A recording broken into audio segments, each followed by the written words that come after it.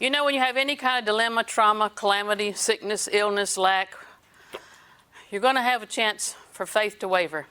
And the one thing you must is keep your faith steadfast. Keep it anchored in God and anchored in the Word. So there are 4 keys that help us stay anchored. The first one we discussed last week is to keep your eye on the Word.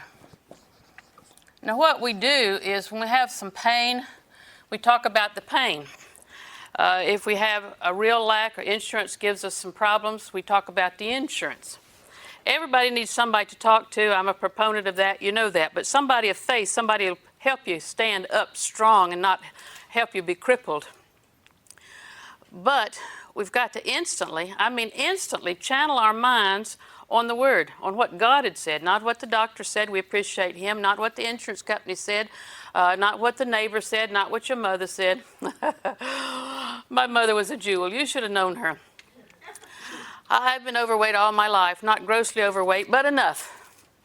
And one time I went on this massive diet and lost 106 pounds, and she said, "Becky Sue, you look like walking death." Well, you can't divorce your mother, you know. But you need somebody to help you, somebody to encourage you, somebody to put you over. And then somebody maybe offer you a piece of pie so that you can go forward. And so we've got to keep our eye on the Word. Now, in the middle of the night, you wake up and you're in tremendous pain. Been there and done that. I thought I need a pain scripture. And I raised my hand to heaven. I said, "God, surely," in the dark, I raised my hand to heaven and said, "Surely you bore my grief, sickness, weakness, and distress, and carried my sorrow and pain." And I said it over and over and over again. If you don't apply the Word, then the Word is not going to work for you. It's not going to work because you have a copy of the book, or because you read it, or because you read a chapter a day. It's going to work because you meditated day and night, because you have it in your spirit. And I kept saying it, "Surely you bore my grief, sickness, weakness, and distress, and carried my sorrow and pain of punishment." That's the Amplified Translation. And I said it again, and I said it again, and I said it again. It was this marvelous thing because it took about 5 or 6 minutes before the pain totally disappeared.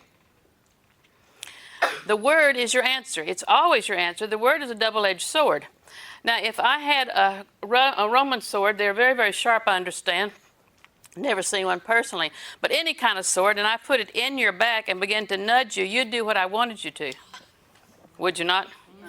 If I say we're moving to the left, you'd think, we certainly are. Especially if I was a mean, despicable person, which I certainly hope I'm not. We've not worked all our life in the Word to be mean and despicable. We've worked to get, if it keeps getting better and better, if the Lord keeps pouring it on, if my heart gets fuller and fuller, if I keep on singing this song, do you know that old song? Well, things get better and better as you walk in the Word. And so we got to keep our eye on the Word. Now, the first Psalm says meditate day and night. That doesn't mean 24 hours a day. It means the Word is a priority. It says delight in the Word, Psalms 1:2. Delight, that means take greatest pleasure in the Word. Now, you understand how to take pleasure in a piece of pie, a piece of cake, a steak, whatever does it for you. But this is talking about your greatest pleasure comes from the Word, and your priority of every day is what does God say, what does the Word say. And you make up your mind to have some time, not Wayne and I in the Word, though that's important, but you alone with God in the Word, to digest that Word, to continue. John says to continue in the Word. Well, if you meditate day and night, you are continuing. Now, different authors use different words to explain the same thought. It's not a different thought. If I say what color is this paint, and depends on your age span, some would say, let's say it's green, to say it's lime, and the next person say it's Granny Smith green, because that's the latest thing, or it was. Or the next person would say it's chartreuse. You remember chartreuse? Those aren't different things. They're different expressions of one thing. So if you continue and you meditate day and night, that's the same thing. That means you're giving priority to the Word. And that's your first resource is the Word. It's the sword of the Word, the power of the Word. It says the gospel is the power of God. So if you want power in your body, power in your mind, you go to the gospel. That's where the power is. That's our first source of power. That's our first resource. And it was with the Word that Jesus ran off the assault of the devil. He said, "It is written." The devil cannot and will not stand continually against the Word of the living God, because it's greater than him, and he knows that. And if I know that and I refuse to bow and refuse to give in, he's going to retreat. Now, he's the master of return.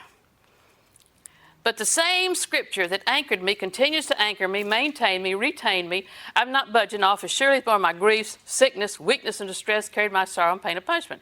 That's the Scripture. That's the one I'm standing on. Well, you've got to fight with the Word. You've got to continue in the Word. You've got to make the Word a priority.